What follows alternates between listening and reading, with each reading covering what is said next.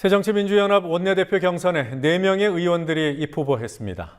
각 계파를 대리해 나온 후보들이어서 민주연합 원내대표 보궐선거는 결국 계파 간 대결로 치러지게 됐습니다. 박근혜 대통령은 정치권의 개헌 논의가 경제 살리기를 어렵게 하는 블랙홀이 될 것이라고 분명한 반대 입장을 밝혔습니다. 그러나 개헌에 적극적인 새누리당 이재호 의원은 블랙홀이 아니라 국가개혁의 핵심이라며 정면으로 반박했습니다. 국회 중계카메라 나가 있습니다. 곽보아 PD. 새정치민주연합 신임 원내대표 결국 경선으로 뽑게 됐습니다. 우윤근, 이종걸, 그리고 이목희, 주승용 이렇게 4의원들이 후보 등록을 했더군요.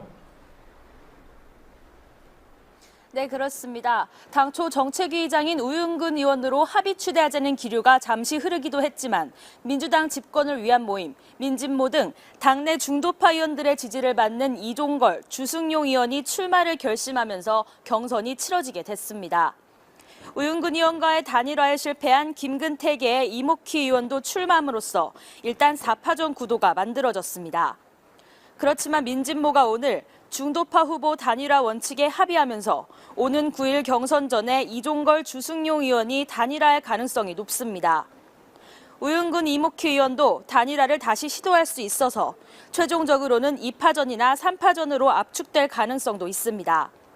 결국 민주연합 원내대표 경선은 친노와 정세균계가 합친 범주류, 중도를 표방하는 비주류, 김근택의 민평련 사이에 계파 대리전 성격을 띠게 됐습니다.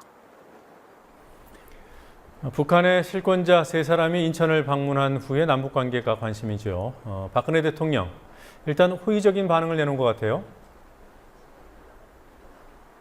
네, 그렇습니다. 박근혜 대통령은 오늘 청와대 수석비서관 회의에서 고위급 접촉이 단발성 대화에 그치지 않고 남북 대화의 정례화를 이뤄 평화 통일의 길을 닦을 수 있도록 노력해야 할 것이라고 말했습니다. 박 대통령은 또 그동안 남북 관계는 남북 접촉 후에도 분위기가 냉각이 되는 악순환이 반복돼서 지속적인 발전을 이루지 못했다며 남북이 2차 고위급 접촉에 합의한 것은 향후 남북 관계 개선의 전기를 마련했다는 의미가 있다고 평가했습니다. 청와대가 그제 북측 인사들의 방문 당시 김관진 국가안보실장을 내보내고 박 대통령과의 면담을 제안하는 등 비교적 적극적인 모습을 보였는데요. 오늘은 박 대통령이 직접 긍정적인 반응을 내놓은 겁니다. 북한이 실세들을 통해 강력한 대화 의지를 표명한 마당에 남측이 이를 거부하는 듯한 태도를 보여선 안 된다는 판단도 있고 국내 정치적으로는 남북 관계를 통해 이슈를 전환시키는 효과를 낼 수 있다는 계산에 따른 것으로 분석됩니다. 다만 박 대통령은 북한도 이번 방한 때 언급한 남북 관계 개선에 대한 의지를 진정성 있는 행동으로 보여줄 것으로 기대한다고 말해 남북 관계에서 언제든 발을 뺄 수 있는 여지는 남겨뒀습니다. 박근혜 대통령이 정치권의 개헌 논의에 대해서도 입장을 밝혔어요. 반대한다는 입장이더군요. 구체적으로 뭐라고 했습니까? 네, 박근혜 대통령은 장기간 표류하던 국회가 정상화돼 이제 민생 법안과 경제 살리기에 주력해야 하는데 개헌 논의 등 다른 곳으로 국가 역량을 분산시킬 경우 또 다른 경제 블랙홀을 유발시킬 수 있다고 말했습니다. 그러자 새누리당의 이재호 의원이 블랙홀이란 표현을 그대로 받아 대통령의 말을 반박했습니다. 이 의원은 페이스북 글을 통해 개헌은 특정 정파나 특정 정당의 이해관계가 걸린 문제가 아니라 국가개혁 과제의 핵심 과제라며 경제 살리기나 일자리 창출과 국정 수행의 블랙홀이 아니라 정부와 국회가 역할을 분담해서 하는 것이라고 말했습니다. 민주연합의 유기용 수석 대변인은 개헌 추진 국회의원 모임에 152명이 참여하고 있고 231명의 국회의원이 개헌에 찬성한다는 보도가 있다며 대통령이 일방적으로 개헌 논의를 비난하는 것은 대단히 부적절한 일이라고 반박했습니다. 이어지는 유 대변인의 논평 직접 들어보시겠습니다. 여야의 중진과 다수의 국회의원들이 시대 변화에 따른 개헌의 필요성을 진지하게 논의하는 것을 대통령이 응원하기는커녕 정치적 색안경을 끼고 무조건 안 된다고 비판하는 것은 대통령으로서 적절한 발언이 아닙니다. 대통령이 국회를 간섭하고 지시하면 안 됩니다. 대통령이 오더를 내리면 정쟁과 갈등의 원인이 됩니다.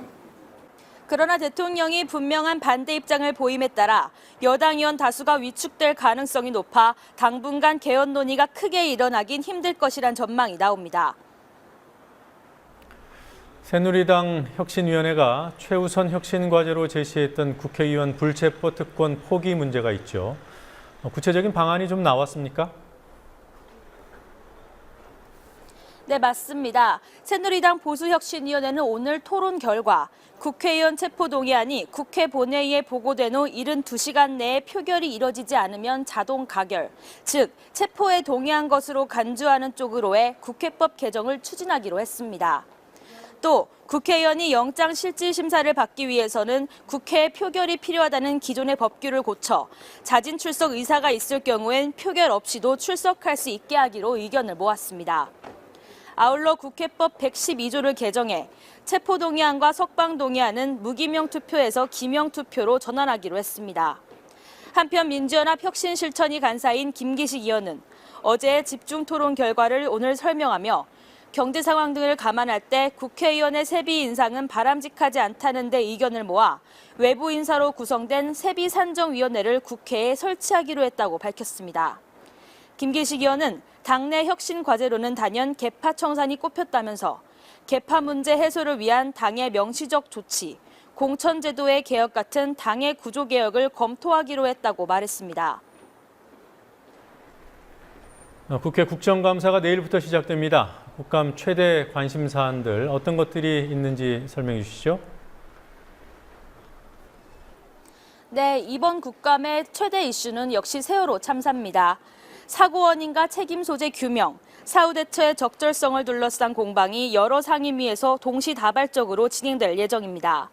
특히 참사와 관련이 높은 해양수산부, 해경, 항만공사 등 기관들을 감사하는 농해수위에서는 구조과정과 선박검사 부실 논란에 대한 추궁이 예상되고 안전행정위원회에서는 사고 후 정부의 대응과 국가재난시스템의 미비 등이 도마에 오를 것으로 보입니다. 법제사법위원회에서는 참사와 관련된 검찰과 경찰의 부실 수사 논란이 주요 이슈 가운데 하나로 예고됐고 운영위원회에서는 참사 당일 대통령의 7시간 행적에 대한 공방이 펼쳐질 것으로 보입니다. 세금 인상 문제도 이번 국감의 뜨거운 감자입니다. 안전행정위원회와 기획재정위원회에서 야당은 담배세, 주민세, 자동차세, 이른바 3대 지방세 인상과 관련해 세수 증대 효과도 충분치 않으면서 서민 증세로만 귀결된다는 주장을 펴고 이에 대한 여당의 반박이 있을 것으로 전망됩니다. 특히 담뱃값 인상과 관련해서는 보건복지위에서도 여당은 국민건강 증진 차원임을 주장하는 반면 야당은 서민 증세론을 펴며 격돌할 것으로 보입니다. 국토교통위원회에서는 부동산 시장 활성화를 목표로 한 정부의 9.1 부동산 대책, 분양가 상한제를 사실상 폐지하는 주택법 개정안, 재건축 초과이익 환수제 폐지를 위한 법률안 등이 쟁점이 될 것으로 보입니다. 지금까지 국민TV 뉴스 곽보아입니다.